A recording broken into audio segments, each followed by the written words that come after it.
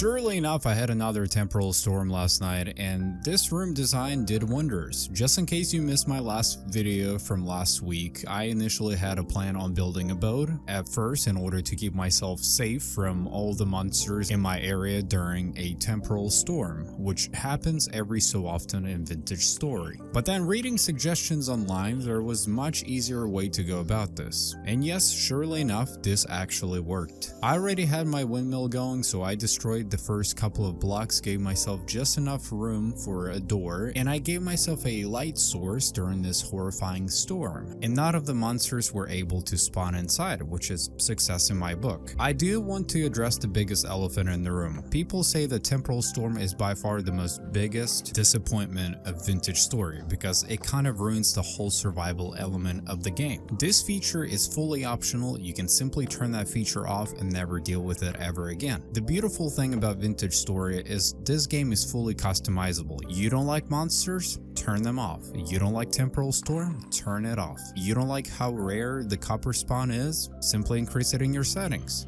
And once again, this game is heavily customizable and you can change the settings based on your play style. I personally love the full survival experience of Vintage Story, and sometimes I do lean more towards the horror element of this game as well. If you like horror games, period, I strongly suggest keeping that setting on, but obviously you can just simply play this game as if monsters were never here in the first place or never existed. The choice is completely up to you.